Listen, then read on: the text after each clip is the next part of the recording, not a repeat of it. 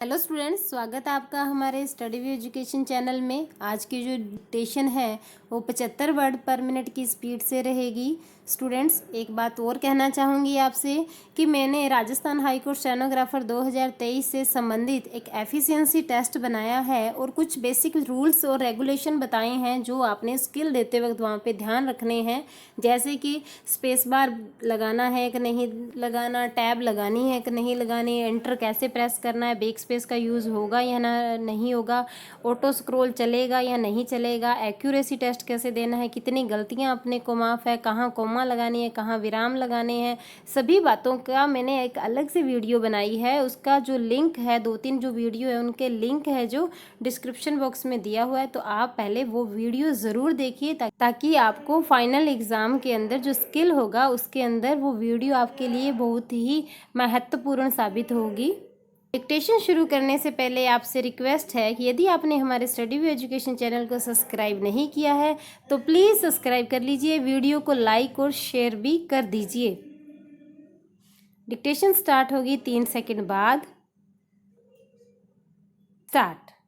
आवेदन में आवेदक ने दावा याचिका की प्रस्तुति में हुआ विलंब माफ करने का निवेदन इस आधार पर किया है कि आवेदक ग्रामीण क्षेत्र में रहने वाले हैं, उसे याचिका के संबंध में जानकारी नहीं थी। जब उसे जानकारी प्राप्त हुई तब आवेदक द्वारा याचिका माननीय न्यायालय में प्रस्तुत की गई है। विराम। उक्त कारण से आवेदक पूर्व समयावधि में याचिका प्रस्तुत नहीं कर पाया है। विराम। उक्त विलंब सहवन मजबूरीवश हुआ है जो क्षमा प्रार्थी है। विराम। अतः उक्त क्लेम याचिका की विलंब समयावधि को माफ की जाकर प्रकरण सुनवाई में ले जाने की कृपया करें। पैरा। अनावेदक की ओर से जवाब तर्क में उल्लेख किया गया है कि आवेदन पत्र मिथ्या एवं बनावटी है जो याचिका को म्याद अंदर लाने के लिए पेश किया है। विराम। आवेदक का दुर्घटना से संबंधित प्रकरण वासोदा न्यायालय में वर्तमान आवेदन पत्र श्रीमान के समक्ष प्रस्तुत करने के बहुत पहले से ही गतिशील है, जिसमें कि आवेदक के अधिवक्ता नियुक्त हैं। विराम। आवेदक के परिवार के सदस्य शिक्षित होकर ग्राम पडरिया और विदिशा दोनों जगह निवास करते हैं, इसलिए केवल ग्रामीण परिवेश का बतलाकर याचिका के संबंध में जानकारी नहीं होने विषयक तथ्य जानबूझकर याचिका को समय सीमा में लाने के लिए पेश किया गया है। पैरा।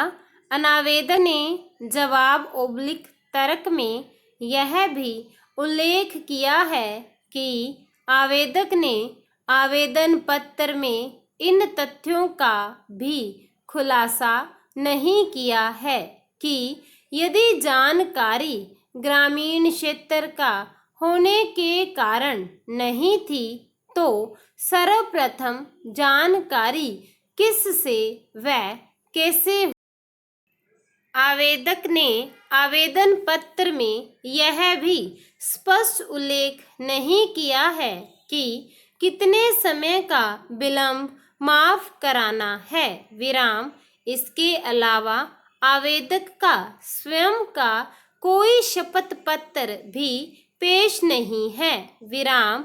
आवेदन पत्र भी स्वयं अधिवक्ता द्वारा तैयार कर पेश किया गया है। विराम। अतः आवेदक की ओर से प्रस्तुत धारा 05 अवधि विधान का आवेदन भारी हर्जे से निरस्त करने की कृपा करें।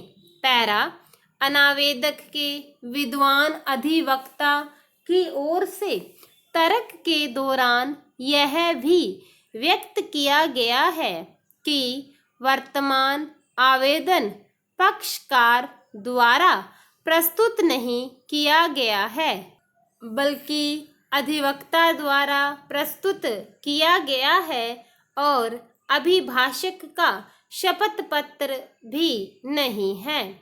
आवेदन में बंद में उल्लेख नहीं है कि कितना विलंब हुआ है तथा आवेदन अत्यधिक विलंबित है। पैरा माननीय उच्चतम न्यायालय द्वारा पारित आदेश आदि के अवलोकन से स्पष्ट है कि 15/3/2020 से 28/2/2022 के मध्य की अवधि परिसीमा की अवधि में से अपवर्जित की गई है और आवेदक द्वारा वर्तमान दावा याचिका 10/2/2020 की दुर्घटना के संबंध में 7/3/2022 को प्रस्तुत की गई है।